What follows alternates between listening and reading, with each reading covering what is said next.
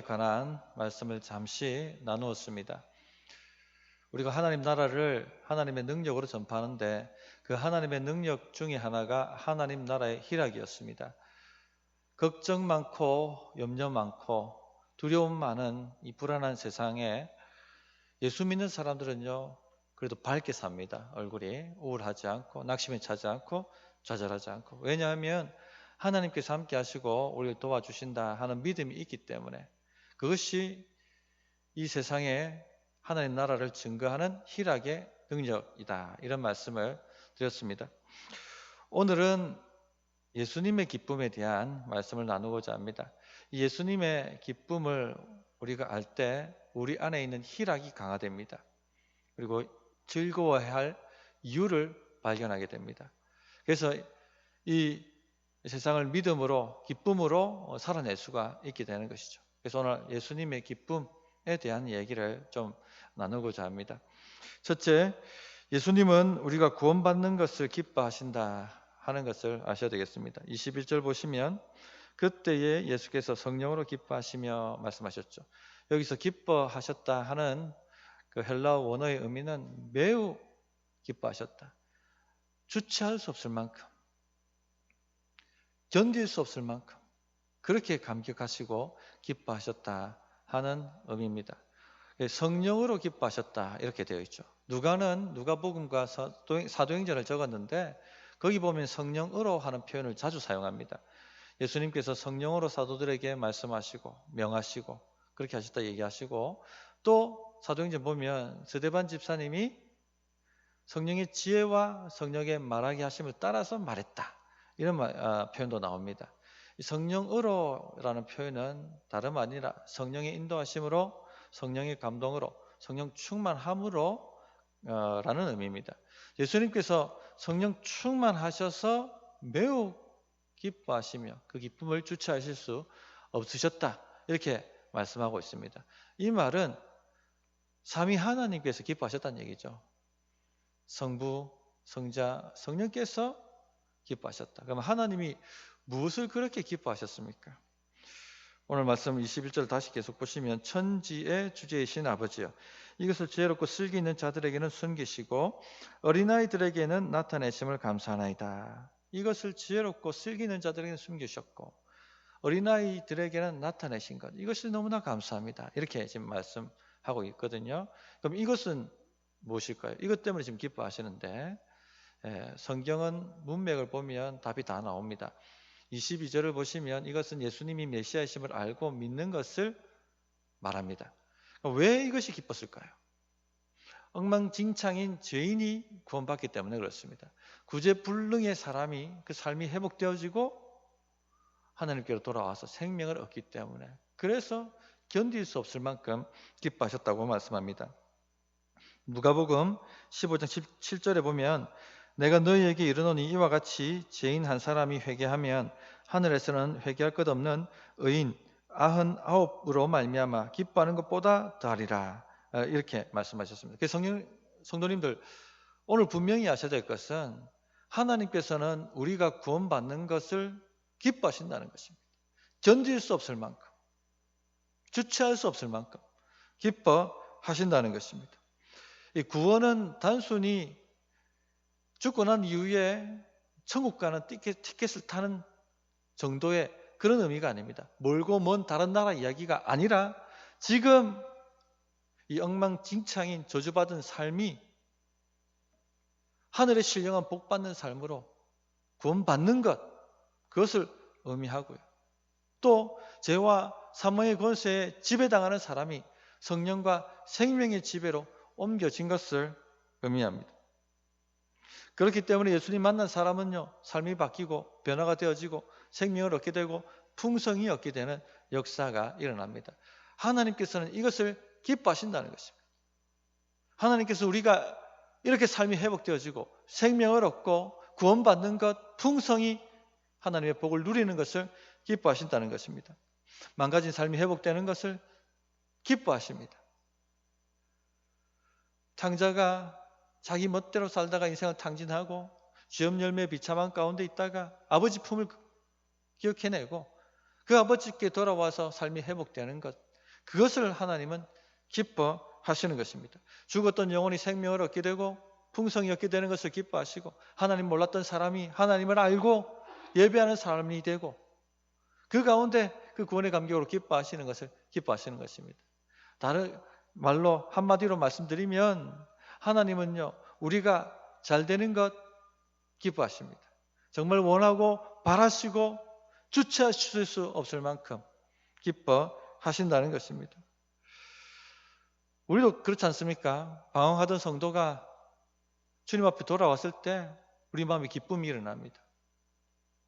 또 삶이 무너졌던 성도가 하나님 의지하고 기도했을 때 응답받아서 그 삶이 회복되는 것을 볼 때 우리 마음에 주체할 수 없는 기쁨이 올라옵니다. 왜냐하면 우리 안에도 성령이 거하시기 때문이죠.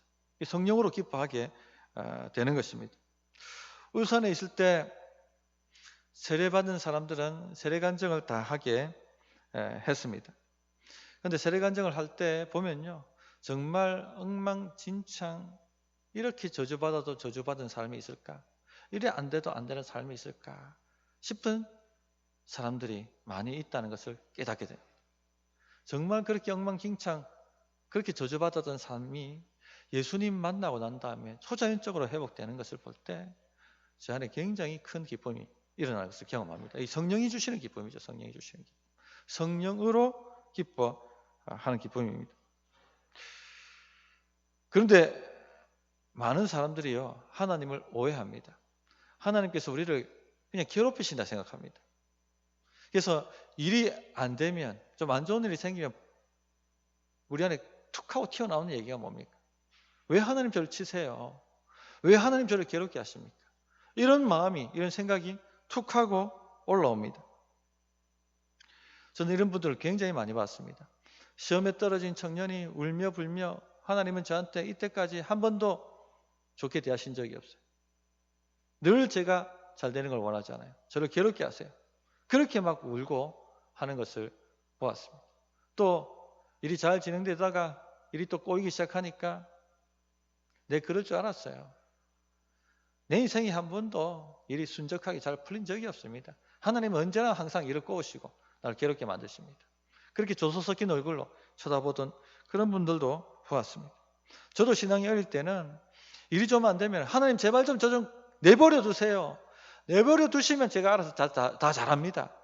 왜 저를 힘들게 만드세요? 하고 원망, 불평을 해드렸습니다. 성도님들, 근데 누가 이렇게 하나님과 우리 사이를 이간질하고 있습니까? 사탄 마귀가 주는 생각입니다.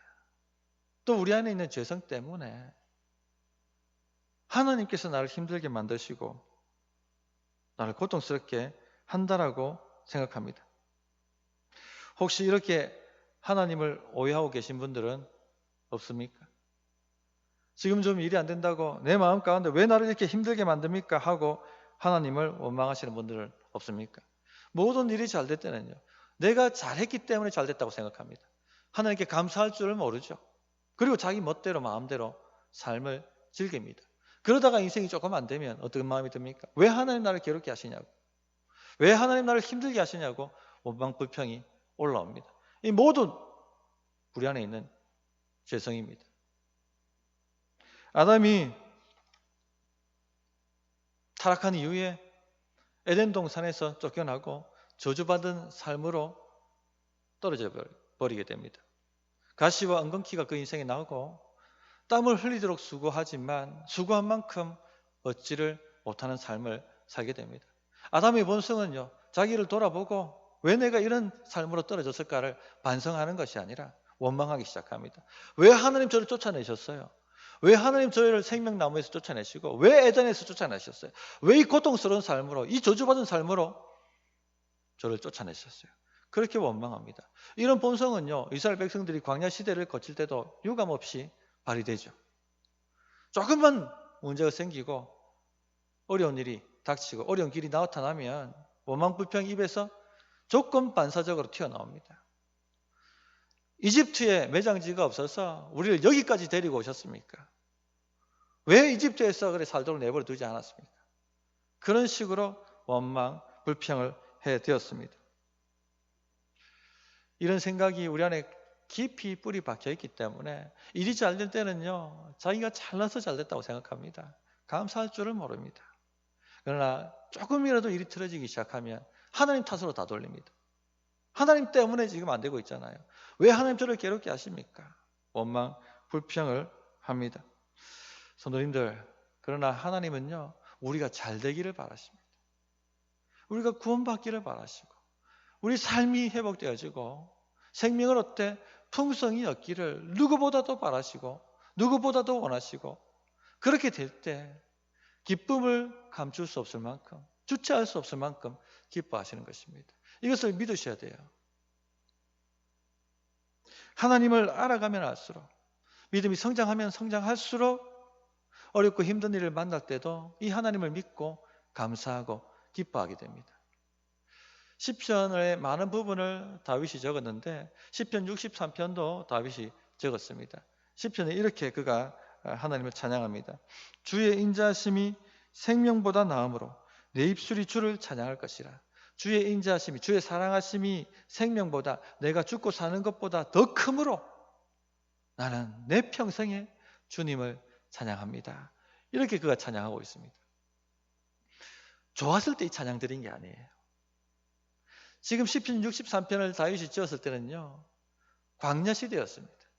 사울에게 쫓겨서 하루하루 생명이 경갑에 달렸던, 그렇게 고통당하던 그때에 다윗이 하나님을 찬양한 것입니다. 하나님의 사랑하심이 내가 죽고 사는 것, 이 문제보다도 크심으로 내가 하나님을 평생에 찬양합니다 하고, 하나님이 나를 사랑하셔서 나를 구원하시기를 기뻐하신다는 그 약속의 말씀에 자신을 완전히 맡겨버리게 된 것입니다.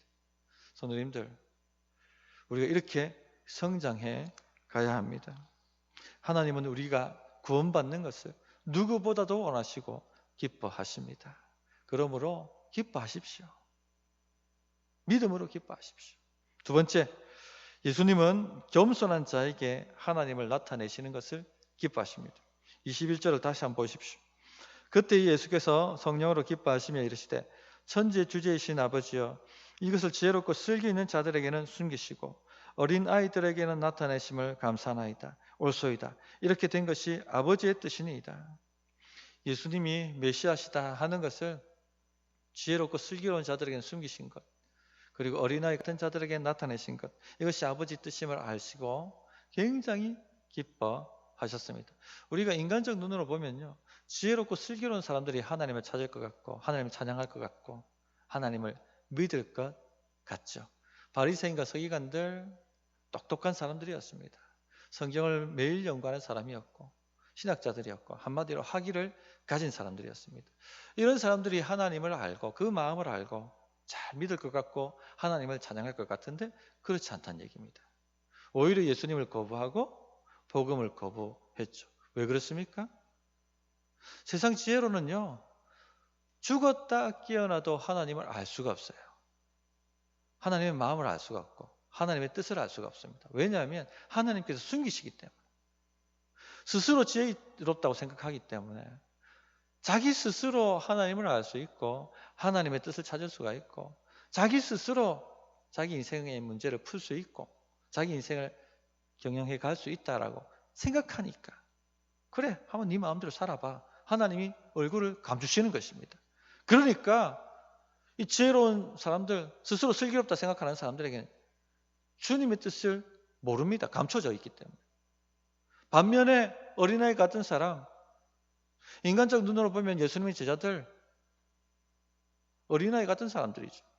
바리새인과 서기관들에 비하면 어린아이 같은 사람들입니다. 성경 지식이 어린아이가 같고 학문이 어린아이 같고, 그들은요 어부들과 세리들이었습니다. 그런데 이들에게 하나님을 나타내 주시는 거예요. 하나님의 뜻이 무엇인지, 하나님의 마음이 무엇인지, 하나님의 성품이 무엇인지 경험하게 만들어 주시는 것입니다. 왜 그렇습니까? 겸손하니까. 주님 앞에 나와서 배울 만큼 겸손하니까. 하나님, 저는 은혜가 필요합니다. 저는 지혜가 필요합니다. 제 능력과 제 힘으로는 삶을 제대로 살아낼 수가 없습니다. 하나님의 도우심이 필요합니다. 그렇게 주님 앞에 나올 만큼 겸손하기 때문에 그들에게 하나님을 나타내시는 것입니다. 하나님은 겸손한 자에게 은혜를 베푸시죠. 그래서 22절을 보시면 내 아버지께서 모든 것을 내게 주셨으니 아버지 외에는 아들이 누구인지 아는 자가 없고 아들과 또 아들의 소원대로 계시를 받는 자 외에는 아버지가 누구인지 아는 자가 없나이다. 이렇게 기도하고 계십니다. 자, 모든 것을 내게 주셨으니 온 천지에 온 우주 만물의 권세를 가지신 분이 메시아십니다. 자, 내가 메시아다 하는 것을 아버지 외에는 아는 자가 없다고 말씀하고 있죠. 그러면서 아들의 소원대로 계시를 받는 자 외에는 아는 자가 없다. 이렇게 말씀하셨습니다. 주님 앞에 겸손히 나오는 제자들, 이들에게 하나님의 뜻을, 하나님이 누구신지 하는 것을 나타내 주십시오. 하나님을 나타내는 것을 계시라고 하거든요.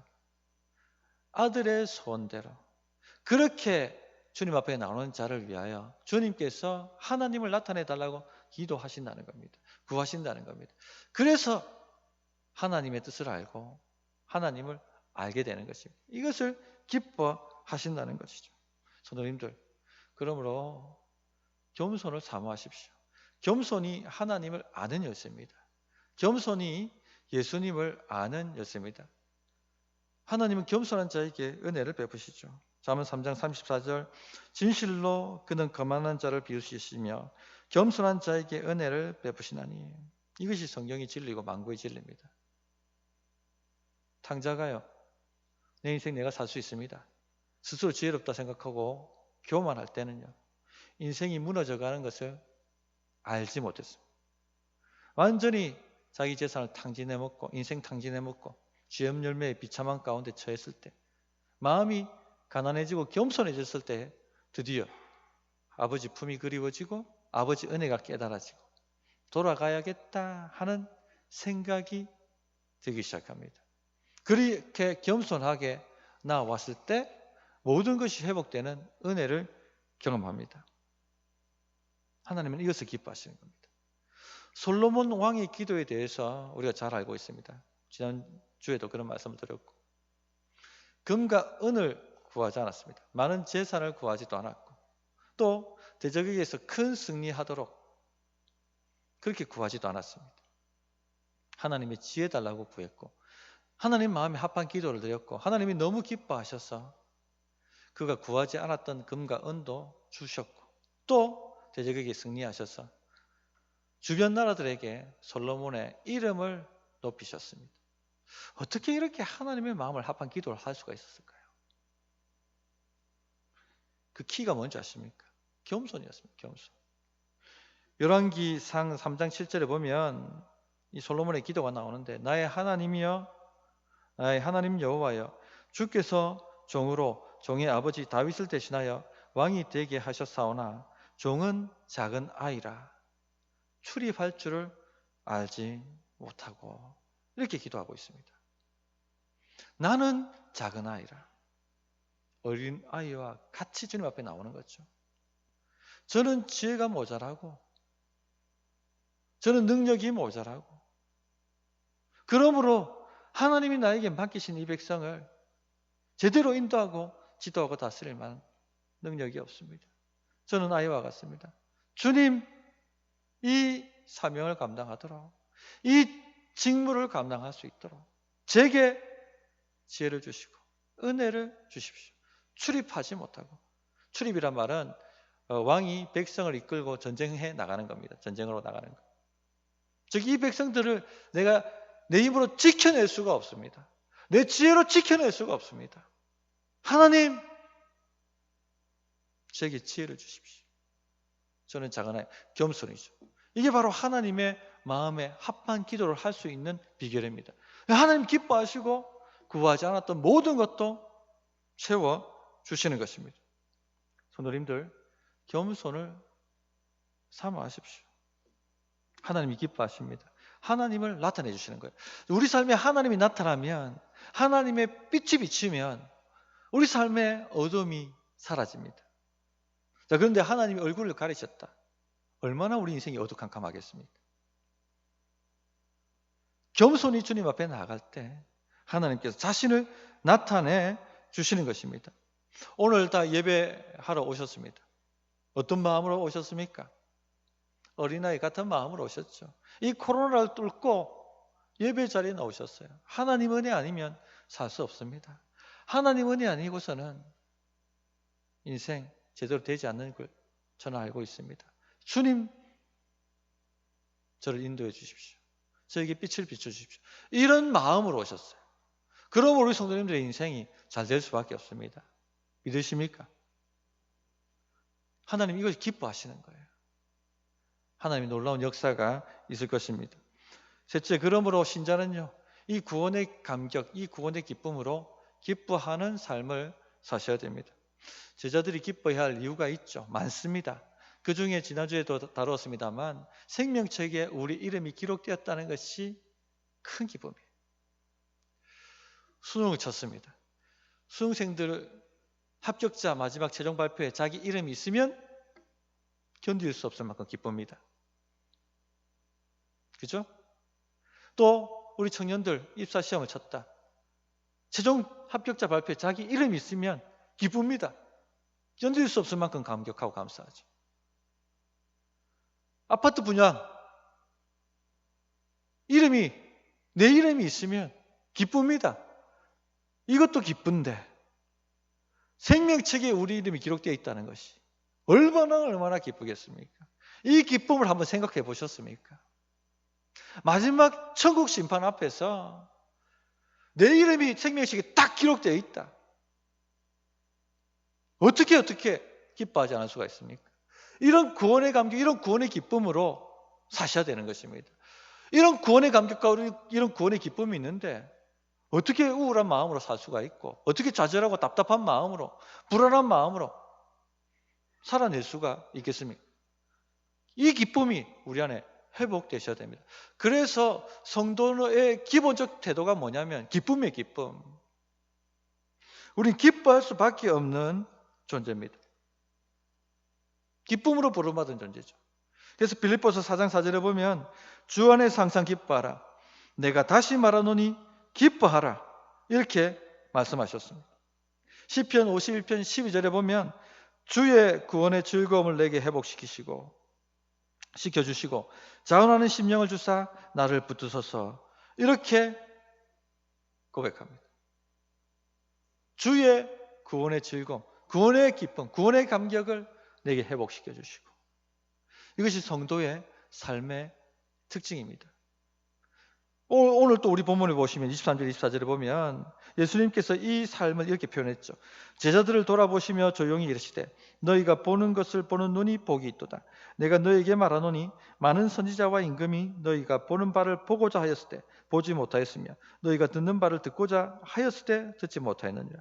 예수님이 메시아시다 하는 것을 알아보는 눈을 가졌다는 것, 예수님의 그 메시지를 들을 길을 가졌다는 것이 얼마나 큰 은혜이고 얼마나 큰 기쁨이고 큰 감격인가. 왜? 생명책이 기록되어 있기 때문에 우리 이름이 주님을 알아보고 그 메시지에 귀가 열리게 되는 것이죠.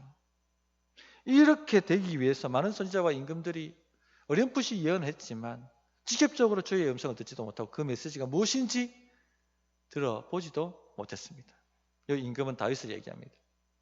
그런데 우리가 이런 메시지를 듣고 귀가 열리고 주님을 믿게 되었다는가, 엄청난 구원이죠. 구원의 감격이 있어야겠습니다. 하나님은요, 우리가 기뻐하기를 원하십니다. 이 구원의 감격으로 불타오르기를 원하십니다. 이 기쁜 삶을 살기를 원하시는 거죠. 하나님이 우리를 사랑하시고 아들을 주시기까지 우리를 사랑하셔서 우리를 구원해내신다, 우리를 건져내셨다. 여기 이 본문을 깊이 한번 묵상해 보십시오. 이 구원의 감격과 기쁨이 우리 안에 충만하게 일어나게 되어 있습니다. 그런데 어떤 분들은 그런 얘기를 합니다. 꼭 목사님, 그래도 저는 기쁘지 않아요. 꼭 이렇게 말씀하시는 분들이 간혹 있습니다. 혹 지금 나는 기쁨이 없습니다, 목사님. 예배를 드려도 기쁨이 없고요, 기도를 해도 기쁨이 없고요, 말씀을 읽어도 기쁨이 없습니다. 이런 분들이 계시다면 내가 지금 어디서 기쁨을 찾고 있는가 한번 스스로에게 질문해 보십시오. 우리의 기쁨은 하나님께로부터 나옵니다. 그런데 우리가 기쁨이 사라지는 이유는요, 하나님이 아닌 다른 것에서 우리의 기쁨을 찾으려고 하기 때문에 사라지는 것입니다. 이스라엘 백성들이 우상 숭배를 했습니다. 왜 숭배했죠? 거기에 기쁨이 있다고 생각하니까. 근데 기쁨을 얻었습니까? 아니죠. 불안해지고 염려와 걱정거리가 더 많아지고 두려움이 생기고 기뻐할 수 없었습니다. 기쁨이 사라지는 것이죠. 그들이 기쁨을 회복할 수 있는 방법은 무엇이었습니까? 하나님께로 돌아갈 때 기쁨이 회복되었습니다. 우리도 마찬가지입니다.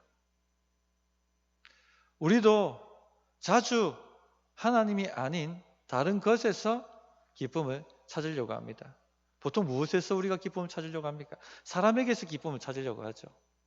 사람의 인정과 사람의 칭찬, 여기에 또 사람의 사랑, 여기에 기쁨을 찾으려고 합니다. 목을 맵니다.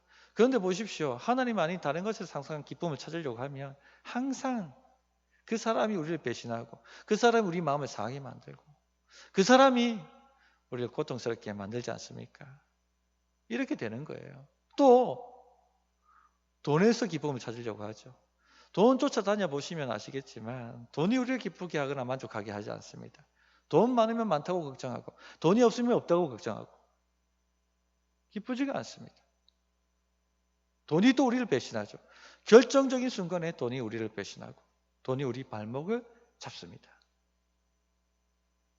또 좋은 환경에서 우리의 기쁨을 찾으려고 합니다. 내가 좀 더 좋은 환경에 있었다면 내가 기뻤을 텐데, 행복했을 텐데, 그러나 좋은 환경을 추구해 보십시오. 그 좋은 환경이 오히려 우리를 배신합니다. 하나님 외에는요, 구원이 없습니다. 그 말은 하나님 외에는 기쁨이 없다는 의미입니다. 내 마음에 지금 기쁨이 사라졌다면 구원의 감격이 사라진 것입니다. 하나님이 나를 얼마나 사랑하시고 나를 지키시고 내가 잘 되는 것을 얼마나 바라신다 하는 믿음이 사라져버린 것입니다. 기쁨이 사라지는 것이죠. 세상 염려와 세상 걱정에 짓눌려서 살 수밖에 없습니다. 어떻게 이런 삶을 사는데 승리가 있을 수 있고 생명을 얻되 풍성이 없는 삶을 살아낼 수가 있겠습니까? 하나님께로 돌이키셔야 됩니다. 하나님께 우리의 기쁨이 있습니다. 이 예배를 마음을 다해서 한번 드려보십시오. 그러면 이 예배당 문을 나갈 때 뭔가 손에 잡히고 눈에 보이는 건 없는데 따뜻한 밥 한 공기 먹은 것처럼 뭔가 마음이 단단하고 한번 그래 살아보겠다 하는 용기와 희망이 생기지 않습니까? 그죠? 말씀을 읽어보십시오. 말씀을 순종해 보십시오. 답답하고 어둡던 그런 문제들이 싹 사라집니다. 믿음이 올라오고 그래 한번 해보자. 하나님이 나와 함께 하시는데 뭐가 지금 내가 안 되겠는가? 이런 생각들이 올라옵니다. 이렇게 기쁨이거든요. 교회를 섬겨보십시오. 몸은 고된데 우리 안에 이상한 기쁨이 샘솟죠. 좋다, 즐겁다, 천국 같다. 그런 마음이 듭니다. 이런 기쁨으로 우리가 이 세상을 이기는 것입니다. 이런 기쁨으로 이 우울한 세상을 승리해내는 것입니다. 이런 기쁨으로 충만하시기를 부탁드립니다. 말씀을 정리하겠습니다. 예수님의 기쁨에 대해서 살펴보았습니다. 예수님은 우리가 구원받고 우리 삶이 잘 되는 것 너무나도 바라고 원하시고 또 기뻐하십니다. 삶이 힘들어질 때 이 말씀을 붙드시고 기쁨을 회복해 보시기 바랍니다. 하나님께 맡겨 보시기 바랍니다. 또 겸손한 자에게 하나님은 자신을 나타내 주시기를 기뻐하십니다. 우리가 겸손하면요 우리 마음의 기쁨이 회복됩니다. 하나님 마음을 깨닫게 되니까. 그러므로 성도들은요 구원의 감격으로 기뻐하는 삶을 사셔야 됩니다. 혹 내 마음에 기쁨이 말랐다면 하나님을 떠난 것입니다. 다시 하나님께로 돌아가면 기쁨이 회복되어지고 승리하는 삶을 살게 될 줄 믿습니다. 어떻게 응답해야 될지 1분간 기도하겠습니다.